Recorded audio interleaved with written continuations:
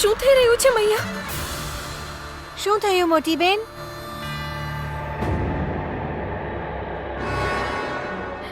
ખબર નથી શેષવ, અચાનકથી આ દીવો ફડફડાવા લાગ્યો. પવનના કારણે થયું હશે મોટી બેન. ના છોટે ચીકલું, આ હવાના કારણે નથી. મારું તો મન ગભરાઈ રહ્યું છે. કોઈ બીજી વાત છે. મતલબ? ખબર નહીં કેમ મને એવું લાગી રહ્યું છે કે જેમ કાર્તિકજી પર કોઈ મુસીબત આવવાની છે. અચાનક આ દીવાને ફડફડાવતો જોઈને મને બધો સમય યાદ આવી ગયો જ્યારે કાર્તિકજી મુસીબતમાં હતા. મૈયા કંઈક તો કહેવા માંગે છે મને. આ કેવી લીલા છે મૈયા. મોટી બેન તો જીજુ વિશે હર સમય વિચારતી રહે છે, તો પછી પ્રેમ કેમ નથી થતો? મોટી બેન, મને એક વાત કહો, અત્યારે તમારા મનમાં જીજુને લઈને શું ભાવ આવી રહ્યો છે? શું મતલબ? કહ્યું ને કે જી ગભરાઈ રહ્યું છે મારું, અને તેમને લઈને થોડી બીક પણ લાગી રહી છે. તે કોઈ મુસીબતમાં ના હોય. બીજું શું લાગી રહ્યું છે? દયા આવી રહી છે એમના પર ચીકલું.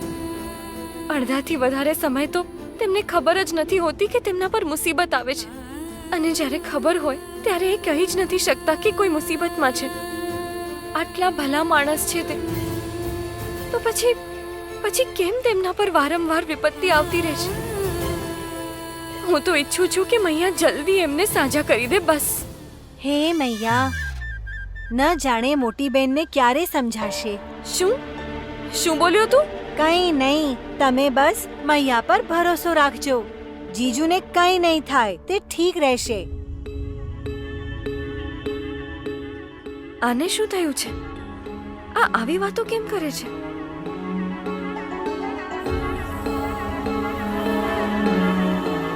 મૈયા, મને નથી ખબર કે મને અચાનકથી બેચેની કેમ થઈ રહી છે, પણ જો આનો સંબંધ કાર્તિકજીથી છે તો પ્લીઝ તેમની રક્ષા કરજો. તેમનું ક્યારેય અમંગલ ન થાય.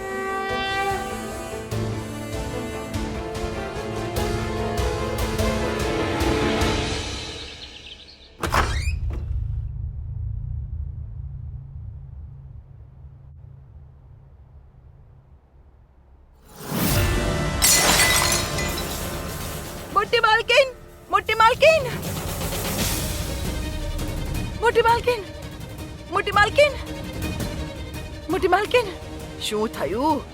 કેમ ગળું ફાડી રહી છે? તે ઉપર છોટી માતા. અરે શું કહેવા માંગે છે? તે છોટી માતા, તું તો કાર્તિકને ચા આપવા ગઈ હતી ને, આપી આવી? હા, છોટી માતા. તો ત્યાં કોઈને જોઈ લીધું? શું કોઈ આવ્યું છે? હા, ઉપર છોટી માતા આવી છે. અરે પાગલ થઈ ગઈ છે કે શું? ક્યાંની છોટી માતા કહી રહી છે? આ ચક્કર શું છે?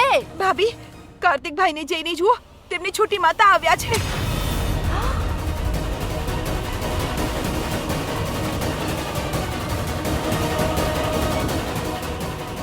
કાર્તિક, હાય મારી માડી, હાય, ચાલો માડી, જલ્દી કરો.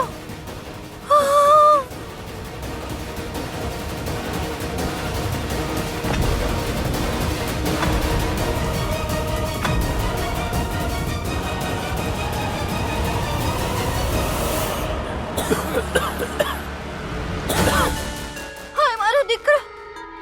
એ તમે લોકો એ શું કરો છો? નીકળો બહાર. અરે નીકળો, તમને લોકોને હજી સુધી ચિકન પોક્સ નથી થયું. છોટી માતા નથી આવ્યા હજી સુધી. નીકળો, અંદર પગ નહીં રાખો. તમે લોકો જાઓ.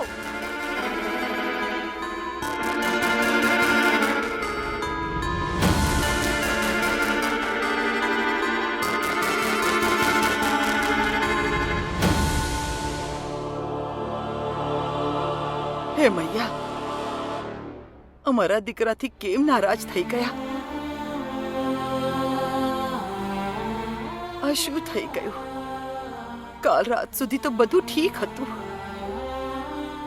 માં, અમને તો માતા બહુ જ વધારે વધી ગયા છે. કંઈ કરવું પડશે. એ જ તો. ઉપેન્દ્ર, અઢી દિવસનો અખંડ પાઠ કરાવવો પડશે મૈયાનો. પંડિતજીને ફોન લગાડો. હા માજી, અમે વાત કરીને આવીએ છીએ ને.